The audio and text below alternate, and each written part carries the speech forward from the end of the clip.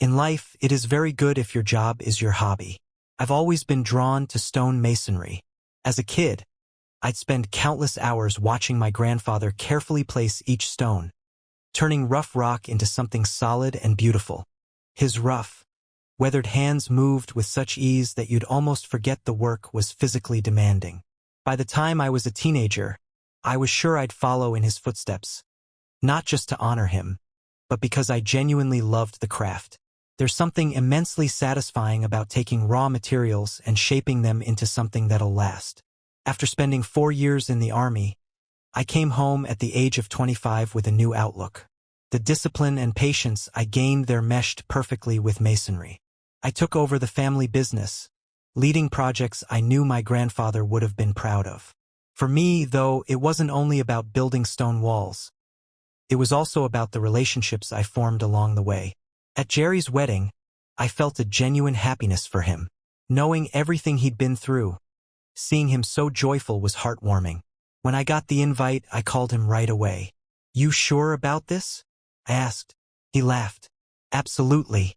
If it wasn't for you, I'd never have met Anna. You stuck by me when everyone else turned their backs." At the wedding, his new bride hugged me, saying, "I've heard your story. I'd love to hear it from you someday." Watching them together, acting more like young sweethearts than older newlyweds, I felt happy for them. As I danced with Anna, though I saw her, my ex, I froze. Anna noticed, grabbed my arm, and whispered, "Please don't ruin my wedding." "What's she doing here? Does Jerry even know?" I asked, frustrated. "Yes, he knows," she replied. "He invited her for you. Now let's finish this dance." I was angry, but I kept my cool. Later, Jerry came over, grinning. "I didn't invite her to the ceremony, just the reception. You need to talk to her." I argued, but he and Anna stayed firm. Anna eventually snapped, "You're being ridiculous. Just talk to her. Get it over with and stop making this our problem." She was right. After a few drinks, I spotted her again. My ex, with tears in her eyes, holding her hand out. "Will you dance with me, please?" she asked. I could have ignored her, but I didn't. As we danced, I felt her tears soak through my jacket as she whispered, "Just let me pretend, for a moment, that you still love me." The truth was, a part of me did. While we swayed, lost in old memories, I realized I was only hurting myself. She was the one I'd never really had, which made the ache even worse. I hugged her tightly, knowing it was a kind of self-torture, but it was hard to let go. A little while later, a smaller guy around 40 stormed up to me, his friends trying to hold him back. I was 31, feeling good, just got paid, and waiting for my girlfriend. What could go wrong? I'd never seen this guy in my life. He walked up, hands slowly raising into fists in the most awkward way. It was obvious he didn't know how to throw a punch. Then he actually swung, catching me in the eye. I'd been watching his strange movements so intently that I didn't even think to dodge. I hit the floor and he tried to kick me. I'd been out of the military long enough to be caught off guard like that, but instinct kicked in. I rolled, grabbed his leg, and pulled him down, locking him in place. His friends tried to jump in, but the bartender and a few others held them back. My cousin, who owned the bar, just watched, cleaning glasses, as if this happened every day. Catching my breath, I leaned close and asked, "What's your problem, man? You have a death wish or something? Attacking someone half your age and twice your size?" He kept struggling, calling me a lowlife and spouting something about messing with married women. I pushed him away and stood. "Look, I haven't done anything wrong. But if you come at me again, you'll regret it." He didn't listen. He charged, and I knocked him out cold. I told his friends to drag him out, and the bartender backed me up. They hauled him out, and we all laughed it off just in time for my date to arrive. She noticed my bruise right away. "What happened?" she asked, looking concerned. "Some guy thought I was messing with his wife and sucker punched me," I explained. "Pretty sad, really." He was short, older, clearly didn't know how to fight. But he had guts. As I described the scene, her face turned pale. Trying to lighten the mood, I said, "Relax, I'm fine. But if you want to kiss it better, I won't complain." She smiled and kissed me, teasing, "He must have been crazy to try you. Didn't he see these muscles?" Later, I realized she'd wanted me to describe him again.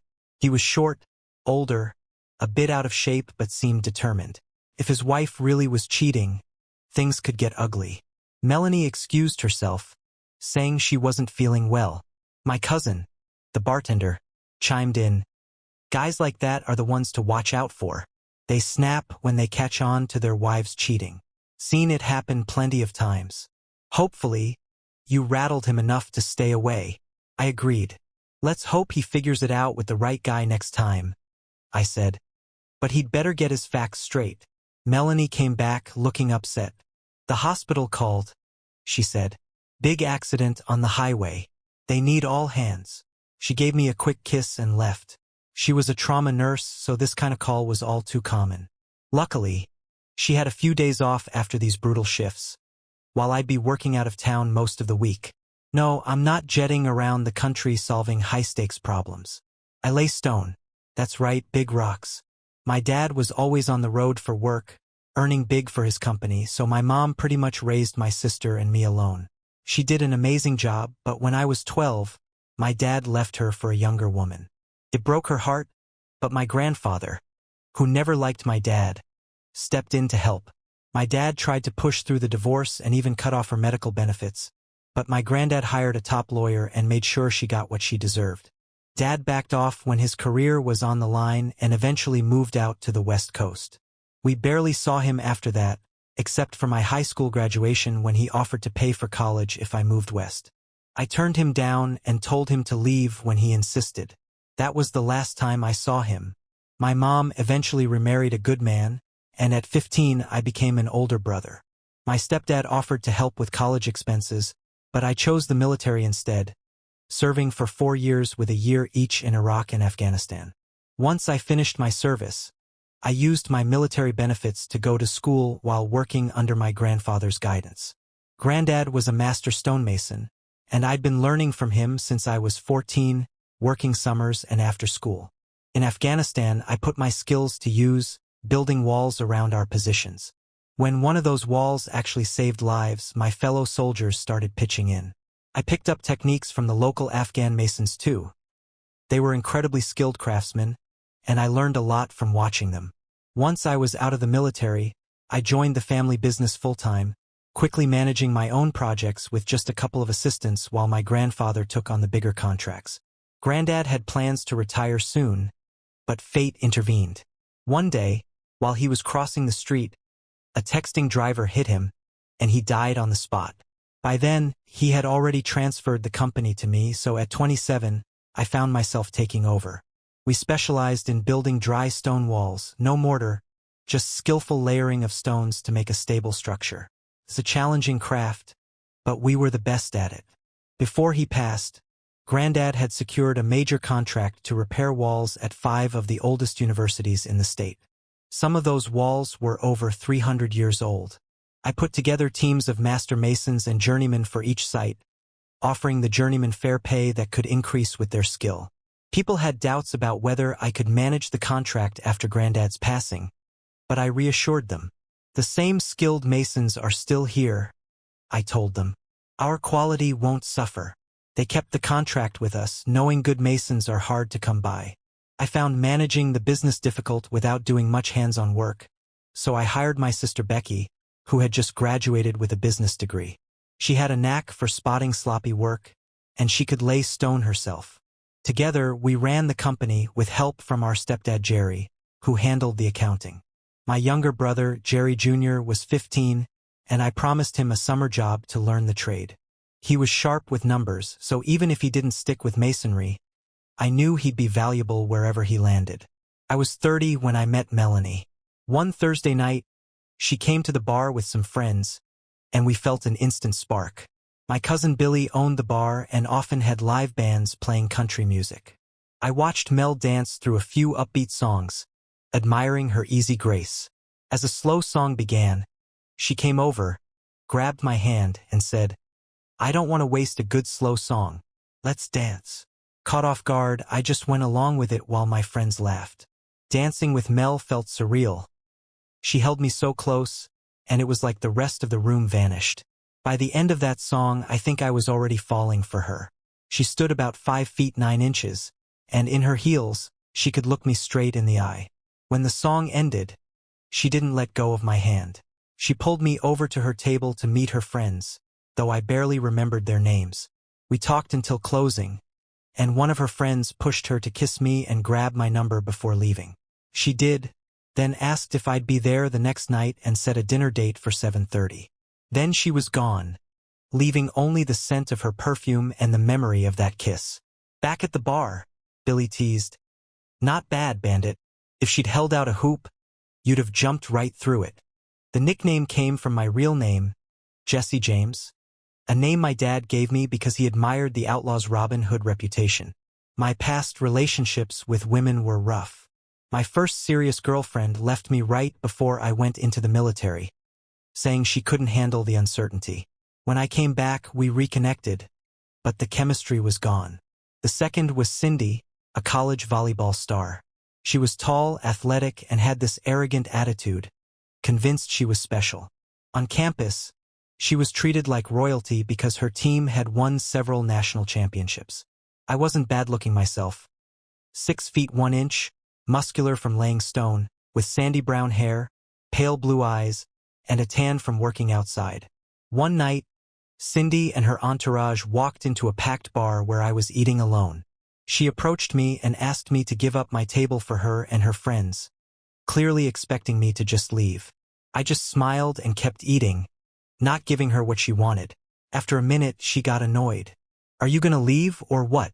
We're waiting," she said. I replied, "Once I'm done, or if a smaller table opens up, I'll gladly move. Or you could just join me. I've got enough room."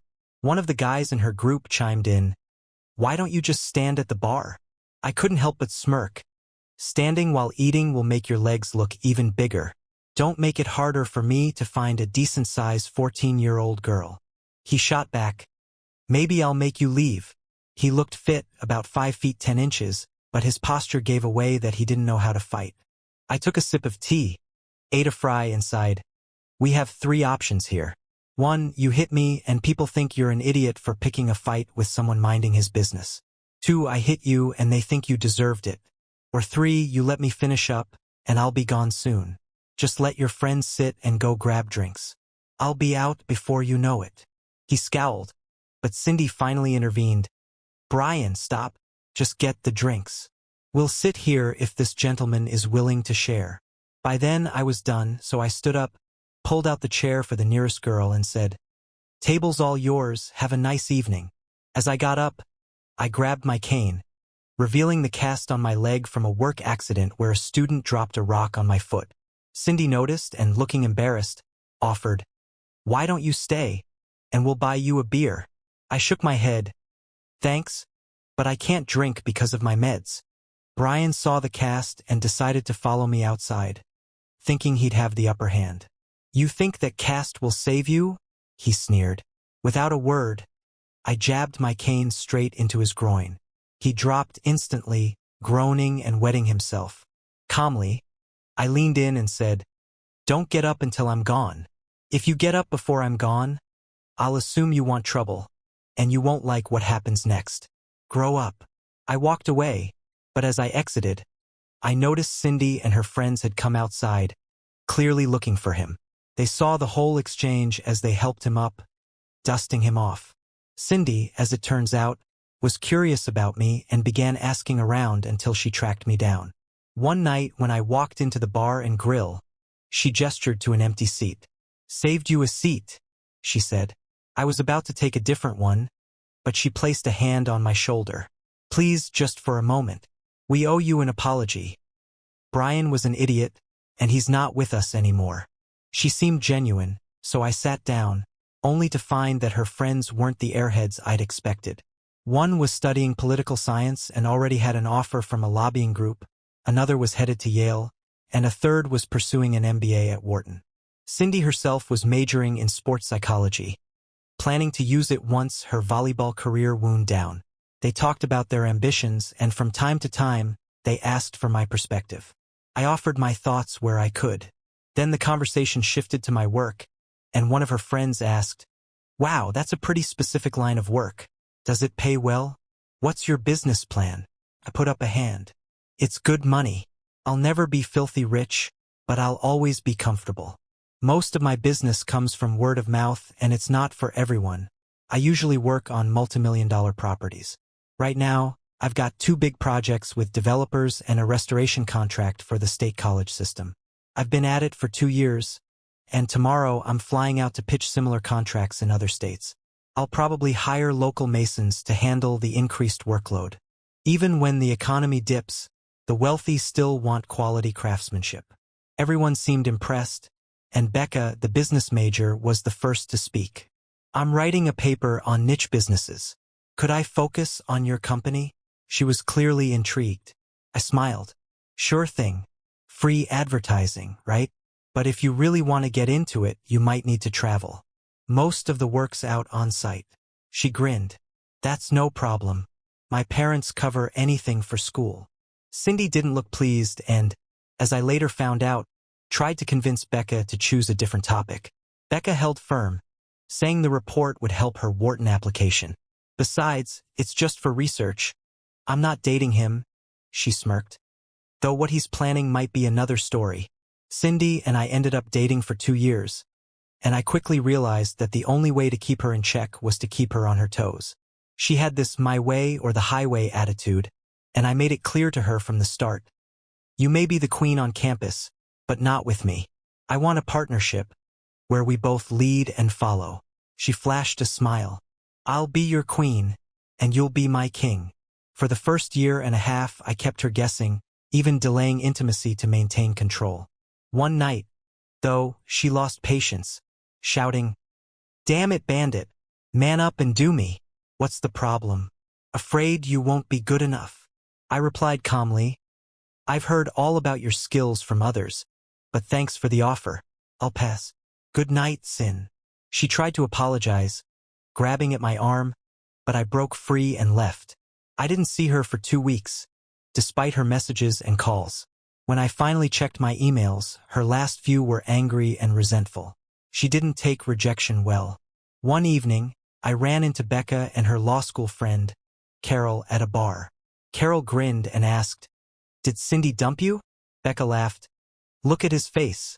I bet you dumped her, right, Jess?" I shrugged. "We had different ideas about relationships, so it was mutual." Carol chuckled. "I bet she expected you to jump through hoops and you didn't play along. She's been a mess since you left."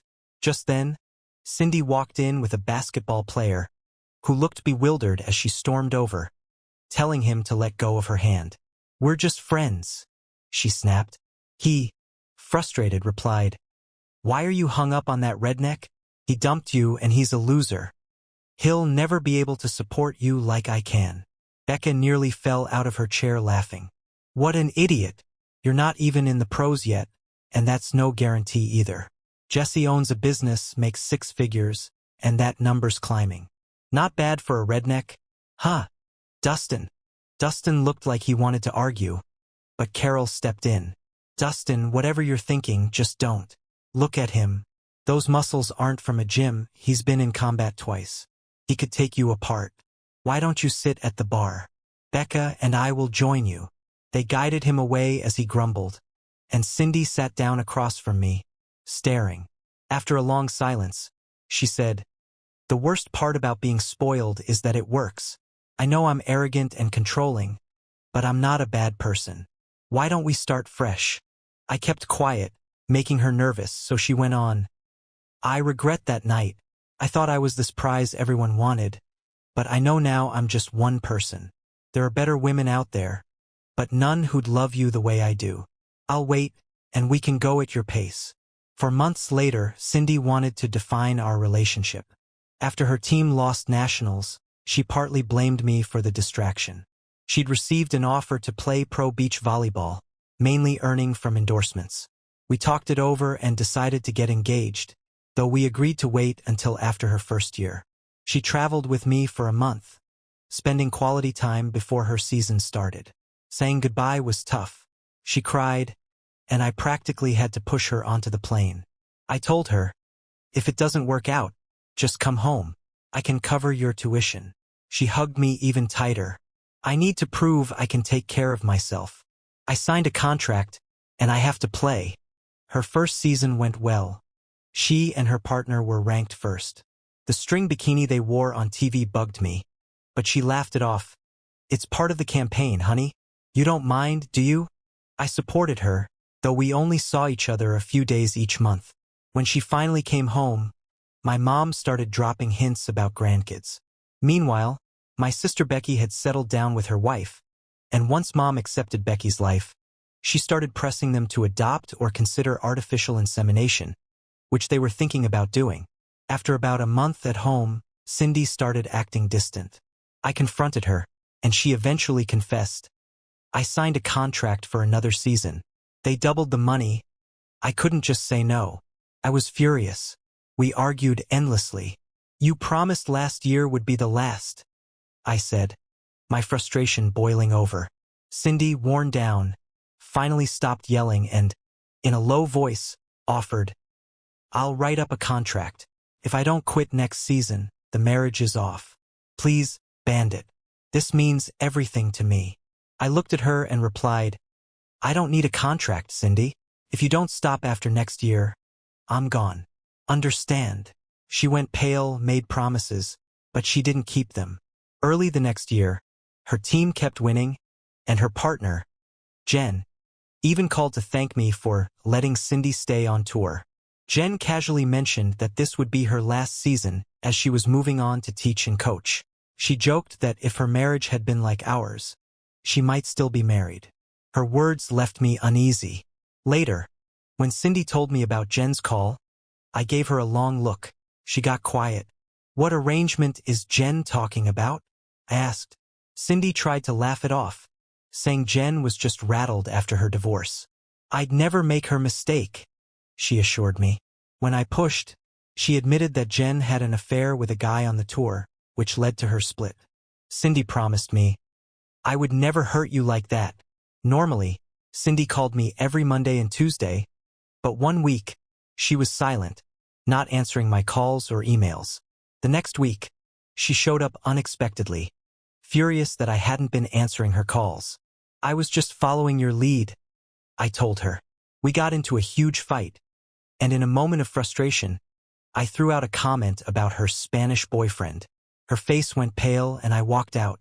2 days later, Cindy appeared at my work, pleading to talk. She swore there was nothing going on, promised again to quit the tour after the season, and said everything I wanted to hear. I believed her. She did a couple more photo shoots, but one day while waiting on my truck's tires, I flipped through a golf magazine and saw a photo of Juan Pablo. In one picture, he was kissing Cindy at a beach volleyball match, with the article mentioning that he frequently attended her events to support his girlfriend. I was furious. I ignored her calls and flew out to her next match. When I arrived at her hotel, Juan answered the door, going pale when he saw me. Cindy wasn't there. I called her, and she cheerfully claimed she was out to dinner with her partner, Yen. We chatted for a bit while Juan stood there, frozen. After hanging up, I turned to him and said, I was in the military, spent 2 years in the desert taking down targets. I'm not going to eliminate you, but if you lie, I'll break your wrists and knees. You'll live, but you won't walk or use your hands right. Your choice. Would I have done it? No, but I was so furious that he believed every word. He started talking, admitting, it started at the end of the first season, not with me but another player. Cindy told me you were okay with it, that you two had an arrangement. She said it would end after the season, and she was excited to marry you. Where is she now? I demanded.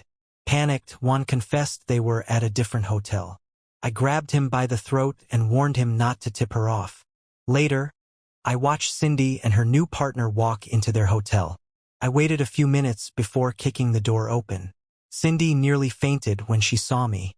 Her partner tried to act tough, but I had him pinned in no time. How long? I demanded. 3 or 4 months, he stammered.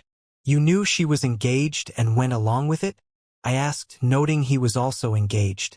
He begged for mercy. Cindy stood there, fixing her dress in silence. And as people gathered in the hallway, I knew time was running out. I let him go, threw a punch and said, "Good luck playing golf now." I turned to Cindy and said, "Keep the ring. We're done." Then I called the hotel manager, offered to pay for any repairs and medical bills, and left. The next day, the tournament announcers downplayed his injury as an accident. Rumors spread quickly and he flew home newly single. Cindy and her partner's performance suffered for the rest of the season.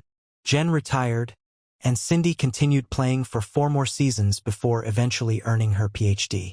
She tried to reach out for months, even telling my mom she'd fly out to talk, but my mom laughed in her face and told her off. Cindy never followed through. For 2 years, I struggled to trust women again. Then I met Melanie, and everything changed. She was a trauma nurse, and our schedules aligned. We took things slowly: dinners, dancing, museums, baseball games. Before long, I was head over heels for her. On her workdays, we didn't see each other, but she always called me during her breaks. She lived with 2 other nurses, and they had a strict no boyfriends rule to avoid any drama. One had even stolen another's boyfriend while she was asleep, so they set boundaries. Tired of spending nights in motels, I started house hunting and asked some business contacts for leads. They teased me, saying, "Looks like she's got you, huh?" One designer advised, "Get her involved in picking the house." I took that advice, using my connections to find some options. The first few didn't wow her, but then we came across a 4-bedroom house on 3 acres, just outside town. Her face lit up. "I'm picturing tree houses," she said, smiling. I took the week off, closed the deal, and got a great price. On Friday, we returned to the house, and I asked, "Could you see yourself being happy here?" She grinned. "I'd love it." "Why?" "Because we bought it. I need you to help me pick out furniture." "That okay?" Before she could respond, I knelt and proposed, telling her I wanted to spend my life with her. She fainted from shock. When she came to, she said, "I love you, Jesse, but I can't marry you just yet. Give me 6 months and ask me again." I hadn't expected that and felt a bit disappointed, but she quickly reassured me. The next day, we went furniture shopping, and when she commented on a rocking chair, "This might come in handy in a year or 2, it gave me hope. Later, I introduced her to my family. My mom and Becky liked her, my younger brother was smitten, and the look on my stepdad's face told me he approved. Only Grandma wasn't thrilled about Melanie. The following Friday, I arrived at the new house to find that she had already set up the dining room and guest room. She lay completely unclothed on our brand new bed, grinning. "I was going to start without you. I want to christen every piece of furniture." That weekend, we barely made it out of the bedroom. The next weekend, while waiting at a bar for her, some guy blindsided me with a punch. After Melanie left, I hung around for a few more drinks, and as I drove home, 2 shots rang out, hitting my car. Instinct took over. I dove behind my SUV. It was the same drunk guy from earlier, staggering toward me, yelling, "I'll make sure you never ruin another man's life." It hit me that he wasn't done with me. My stepdad's advice echoed in my mind. Never leave a live snake behind. I waited, quiet and still, until he was close enough, then threw my shoe to distract him. As he turned, I lunged, grabbed his weapon hand, and pulled him back, disarming him. I knocked him down, realizing I had to pull back before things went too far. I dragged him to my truck, then drove to an abandoned barn. As he started coming to, I hauled him out, letting his head hit the gravel. After a splash of water in his face, he slowly realized what was happening. "I didn't set out to destroy you," I said, kicking his weapon away. "But I wanted to scare you." .32? Really? He gave a weak nod. "What do you want me to say?" "I can't stand that you're with my wife. Sooner or later I'll get even. You might as well finish me now." Despite the situation, he wouldn't back down. I lightly slapped him and asked, "I'm not with anyone's wife. What can I do to end this?" Defeated, he told me to check his wallet. I pulled out a picture, and my heart dropped. It was Melanie, younger, in a wedding dress. "Is that her?" he asked. "You didn't know, did you? How does it feel?" I couldn't answer. We talked for a while and ended up drinking from the bottle of whiskey I had for the new house. The next morning, I woke to find him holding the .32. "You're right, it's not much, but I wouldn't want to be on the wrong end of it," he said, putting it away. We talked more on the drive back. He admitted he'd always feared this might happen, given their age difference and time apart. He worked weekends as a trucker, which left her plenty of time to stray. "So, what's the plan now?" I asked. "Divorce her, of course. She's yours now if you still want her," he said with a bitter laugh. I confessed I wasn't sure I could trust her. As we arrived at his car, I reminded him about his gun. "Keep it," he said. "I don't need it to remember what almost happened." Before he left, I asked, "What are you going to do?" "You're lucky. You can walk away. I'm getting a divorce. If things get ugly, let me know. I'll testify for you." I watched him drive off, feeling a strange mix of relief and loss. Later, I emailed Melanie. "I'm not running, but I need some time. Don't contact me until next weekend. I'll think things over, but don't expect me to believe much." She replied right away, "Thank you for giving me a chance to explain. There's a lot you don't know. I'll be at your house next Saturday at 4. Believe it or not, I love you." The week dragged on as I wrestled with what to say. My coworkers sensed something was off and gave me space. As Saturday neared, I felt a growing dread. When she arrived, I made her sit at the kitchen table, the one she'd spent weeks picking out. As she began to speak, I cut her off. "Ground rules," I said firmly. "No I love yous or apologies. Just explain why you were going to bars and dating while married. Could you live with me doing the same?" Tears filled her eyes. After a long pause, she began. She told me about her rough upbringing. Raised by a heavy-drinking father after her mom left, marrying Jerry more for stability than love. With their conflicting schedules, she'd started going out with friends to fend off loneliness, always wearing her rings. Then she met me. "I didn't love Jerry like I love you," she admitted. "But I respected him. I didn't know how to tell him." Frustrated, I replied, "You should have left him once you realized how you felt. Instead, you kept him around as backup." She whispered, "I know." I shook my head, struggling to process. "Even if we tried to make this work, how could I trust you? What happens the next time I'm gone for work and you're lonely?" She cried, but I pressed on. "It's about trust, Mel. I need a partner I can trust completely, and right now, that isn't you." She sat in silence before finally saying, "I understand, but no one will ever love you as much as I do. Even if we don't end up together, I'll prove it to you." She left without another word. After that, we spoke only twice, and neither conversation went anywhere. Eventually, she started sending emails. For months, each message ended with her pleading for another chance, though her messages grew fewer over time. She mentioned going to therapy and even attending sessions with Jerry. After 7 months, the emails stopped. Her last one read, "My dear Jess, this will be my final message. I'm officially divorced now. The second best moment of my life. The first was meeting you. Therapy made me see I was too immature and selfish to marry Jerry. I stayed with him out of fear, but it was doomed from the start. I'm living with 2 other nurses now and, for the first time, I feel independent. In honor of my divorce, I'm giving you a gift. I'm letting you go. I realize now that if I were you, I wouldn't trust me either. I hope you find someone who loves you as much as I did, and still do. Mel." I stared at the screen, finger hovering over the delete button, but I couldn't do it. It hurt too much to read again, so I saved it instead. That's how I drifted through life for a while. If it hadn't been for work, I might have lost it altogether. It took almost 10 months before I went on another date. She was the sister of a contractor I worked with, a beautiful, witty woman who loved to dance close. I enjoyed myself, but the spark just wasn't there. After 2 more dates, she found someone else and we parted on good terms. During that time, I saw Mel twice. Once, at a stoplight, I caught a glimpse of her through the window of a bistro, laughing with friends. I sat there so long that the car behind me honked. She looked up and saw me as I drove away. The second time was at a club while I was out with Tina.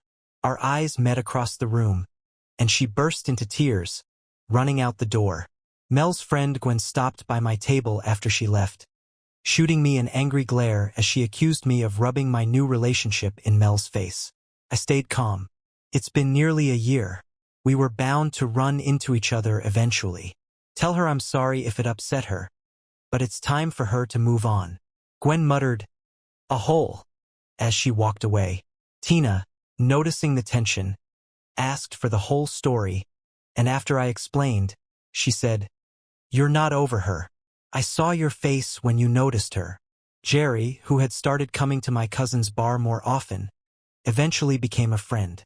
He admitted he still missed her sometimes and mentioned how one of her nurse friends told him they'd started calling her the nun, since she hadn't dated anyone since me.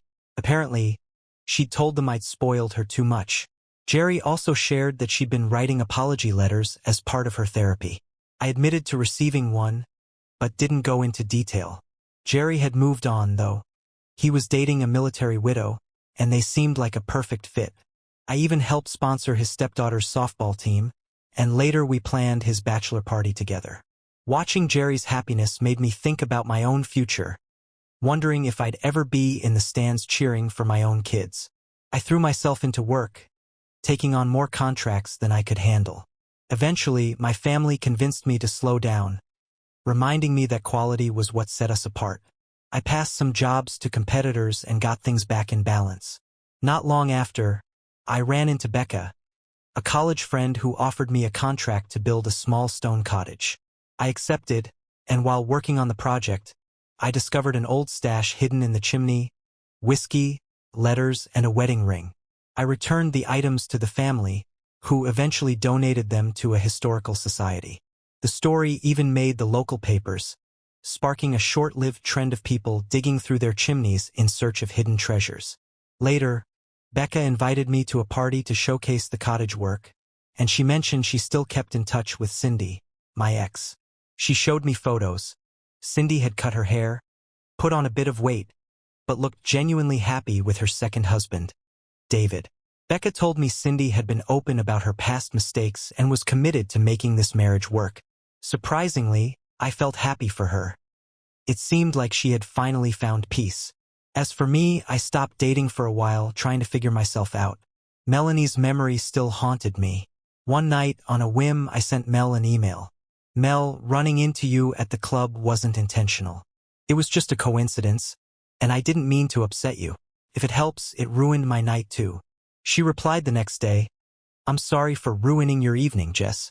I know it's over between us, and we'll never be together again. But I can't stop loving you. I've stopped trying to. Time hasn't healed me. It's only made me miss you more. I got a job offer at a hospital far enough away that we won't cross paths. I think I'll take it and start fresh. Maybe then I'll finally be able to move on. I wish you happiness, Jess. Love, Mel.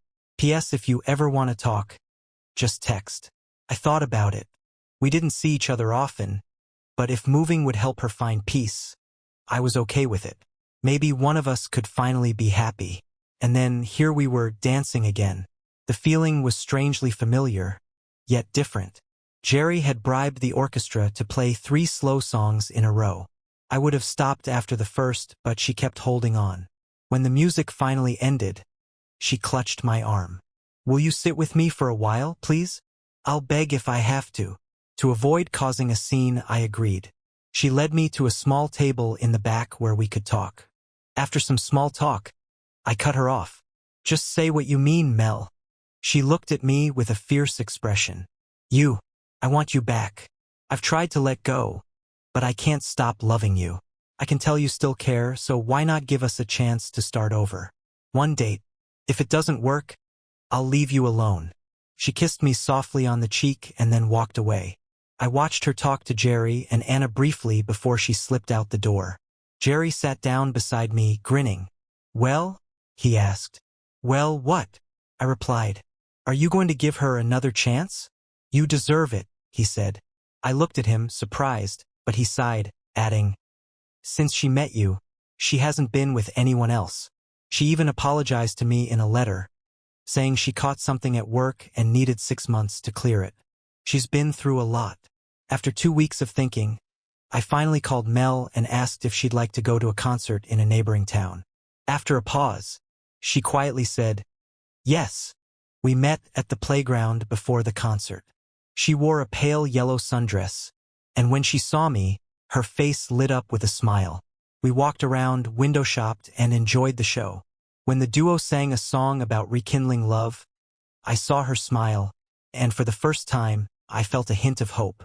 Afterward, I suggested we grab pizza at Yanni's, one of our favorite spots. She agreed, tears filling her eyes. We shared a pizza, and when I walked her to her car, she hugged me, kissed my cheek, and drove off. I stood there, wondering what it all meant. We went out 2 more times after that. A movie where she snuggled up to me, and a day at the local fair. She laughed at the exhibits and admired the handmade quilts, reminding me of a time she said she wanted to make quilts for our future kids. I didn't say anything, but I pocketed a flyer for a quilting club, thinking it might make a nice birthday gift. At the fair, while watching fireworks, we shared our first real kiss since reconnecting. It wasn't planned, it just happened. Afterward, we didn't say a word, and when I drove her home, she simply walked into her house without looking back. For the next 3 weeks, we didn't see each other. We talked on the phone, but she seemed distant, and I started to wonder if the kiss had been a mistake. I called my family to let them know I'd finished up a project and would be home by Thursday. They were relieved, but worried I was overworking myself. Sighing, I tossed my dirty laundry in the foyer, deciding to deal with it later. First, I needed a shower. Since I bought the apartment, the only major upgrade I'd made was remodeling the bathroom. I'd had a huge shower installed with multiple nozzles and options for full flow, massage, or mist. Ironically, designed with Mel in mind, but finished 2 weeks after we broke up. Living alone for so long, I'd stopped thinking too much about what I was wearing. Then I heard a giggle. Mel was sitting on my bed. "What? How? Why?" I stammered. She just smiled, clearly amused. "Your mom mentioned you'd be back tonight. You never asked for your keys, remember? I'm here because I need to talk to you. Now get dressed and meet me in the living room." She grinned, teasing, "Or you could stay like that, and I'll join you." Flustered, I grabbed some clothes and quickly changed. When I stepped out, she was seated in the rocking chair, smiling softly. "I need to say something," she started. "And I need you to let me finish without interrupting." I settled into the couch we'd picked out together, memories rushing back. "I know I've seemed off lately," she began. "It's because I miss what we had, and I want it back. I want us back. I know you still love me, and I still love you. But I know love isn't the issue here. It's trust. I lied to you, and I hurt you. I want to earn your trust again, so here's my plan. Let me move back in.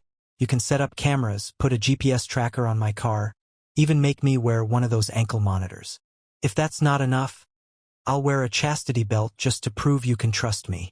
Her face flushed with embarrassment, and I gently replied, "Mel, you don't need to do any of that. If we did, it'd ruin what we're trying to rebuild. Trust isn't something we can force. You'd end up resenting it, and I don't want to live like that." She started to cry, and I pulled her close, comforting her. "Is it over?" she whispered, voice trembling. "No," I said softly. "It's just beginning. The fact that you were willing to go that far shows me we can make this work. Let's take our time and rebuild from here." Her face lit up with a hopeful smile, like sunlight after a storm. The next morning, I planned to take her to breakfast and swing by her place for some clothes since she'd be working a double shift. At her apartment, I met her roommates, Amanda and Beth. Amanda, a twice-divorced blonde, seemed to have a crush on Mel, while Beth, who struggled with anger issues, was still reeling from her ex-husband leaving her. As soon as Mel stepped out of the room, they pounced. Amanda accused me of never really forgiving Mel and predicted I'd hurt her eventually. Beth jumped in, calling me an unforgiving idiot who'd string Mel along before leaving her heartbroken. Furious, I shot back, "This has nothing to do with you two. Amanda, you're just in love with her.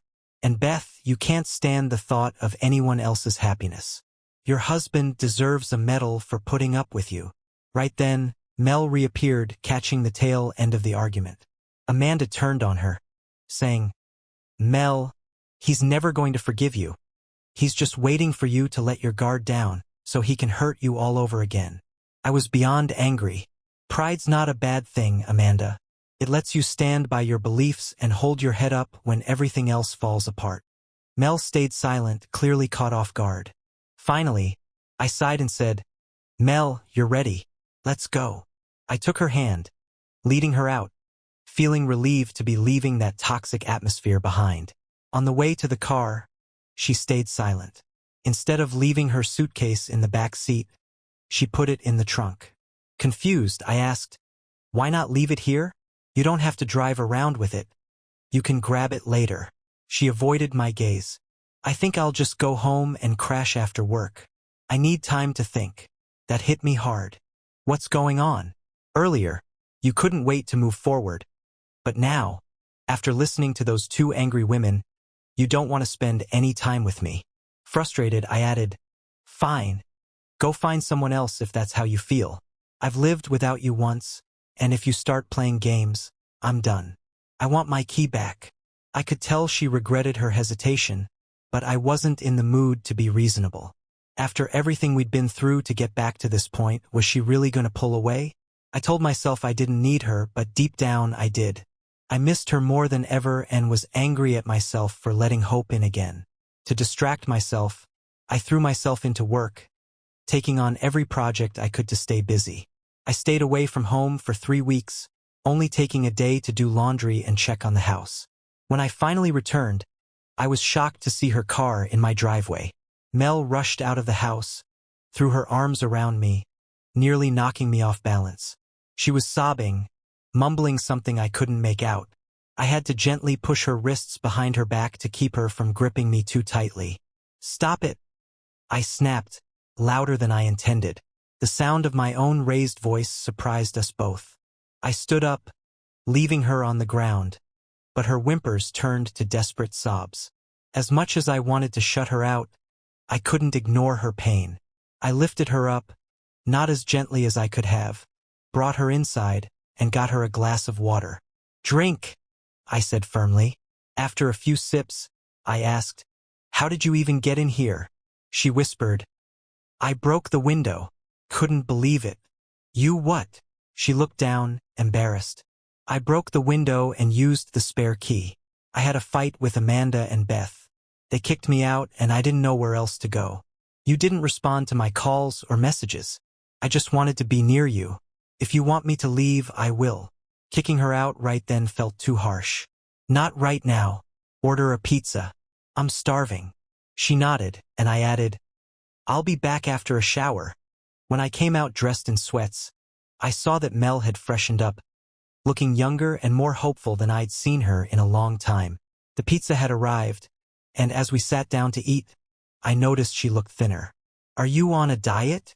I asked. She shook her head. "I just haven't felt like eating much." After dinner, we moved to the living room, but I didn't sit next to her, needing space to think. She looked disappointed but stayed quiet. Finally, I said, "Tell me the truth, Mel. We both want this to work, but how am I supposed to trust you again? How can you prove it?" She took a deep breath and shared her plan. Couples counseling. A friend at work tried it with her boyfriend, and it helped them work through their issues. "I think it's the only way we'll get through this. I'm willing to try, even if it means we realize we're not meant to be. Living like this is slowly destroying me. Please think about it." I agreed to consider it, and she nodded. Then she started dragging her suitcase toward the door. "Where are you going?" I asked, surprised. "To a motel. I'll start looking for an apartment next week." "I know you don't want me here," she said softly. Instead of letting her leave, I picked up her suitcase and started unpacking it.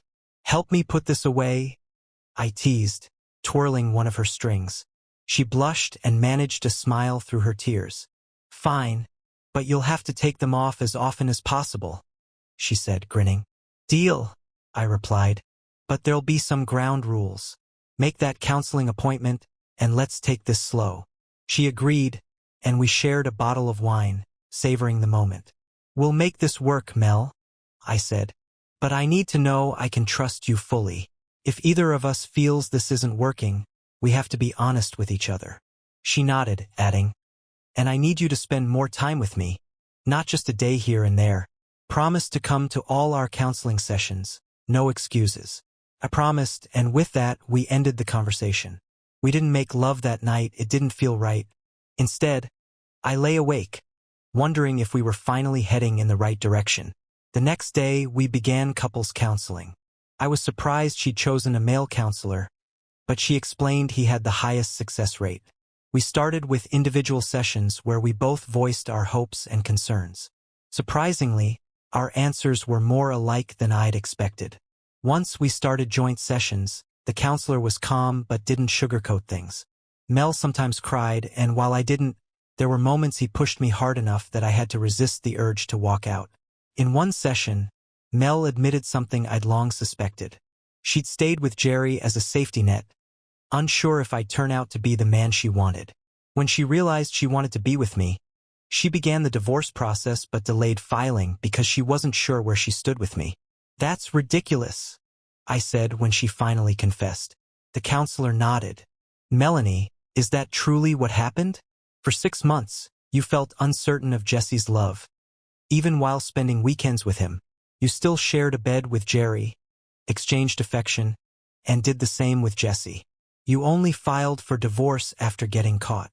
Suddenly, Mel's voice broke, and she shouted, surprising us both. "You think I don't know what I did? I betrayed them both and destroyed my chances at happiness." The counselor stayed composed. "I don't believe that's completely true, or you wouldn't both be here. But I think we've reached the point where the rest is up to you two." We were both stunned. "But we're not healed yet," Mel protested. "No, but you've come far enough. The question is no longer about love. It's about trust. Can Jesse trust you again? Can both of you decide if the pain and effort are worth it? I can't make that call for you. If you can forgive each other, you won't regret it. But if you can't, it's time to let go. I wish you both luck." After that, Mel and I tried to move forward, giving it 3 more months. We had good days, but certain triggers would reignite old tension, and it was exhausting. She called me every night, even sending pictures to prove she was home. But it got to be too much, and one night, I told her, "Mel, stop sending the pictures. Stop locking yourself up at home. You made a mistake, and if you've learned from it, we'll be fine. If not, this won't work." She seemed to understand, and before long, she started going out with her friends again. One night, she called just to thank me for trusting her. That felt good. Still, even with our progress, I sensed something was off. She'd become quieter, and I worried we might be nearing the end. One weekend, we went to a flea market, one of her favorite things to do. I watched her browse with such grace. She smiled at me but quickly looked away, and I could see a shadow of sadness cross her face. In that moment, I realized that if I didn't change, I'd lose her again. As we were leaving, a sudden thunderstorm hit. Mel flinched. She'd always been scared of storms. So I wrapped my arm around her and ran to get the truck. A song came on the radio, one about slow dancing and swaying, and I caught sight of a bumper sticker that read, "Life isn't about waiting for the storm to pass. It's about learning to dance in the rain." I knew what I had to do. I stepped out into the downpour, held out my hand, and said, "If you love me, come dance with me. This is our last chance." Everyone in the parking lot watched. Mel, terrified of storms, hesitated but then slowly stepped into the rain and took my hand. The song ended after a minute, but that one dance was enough. She'd faced her biggest fear for me. We laughed, cried, and when we got home, we made love, feeling closer than ever. 9 months later, I found myself standing in line for the tallest roller coaster. Mel had once told me she'd ask me to prove my love someday, and I assumed this was it. As they strapped me into the seat, she let go of my hand and stepped back. "You're not coming with me?" I asked, panicked. Tears welled up in her eyes, and she smiled. "I can't," she said softly. "Why not?" I shouted as the ride started. That's when I saw the sign. "Pregnant women are not allowed on this ride."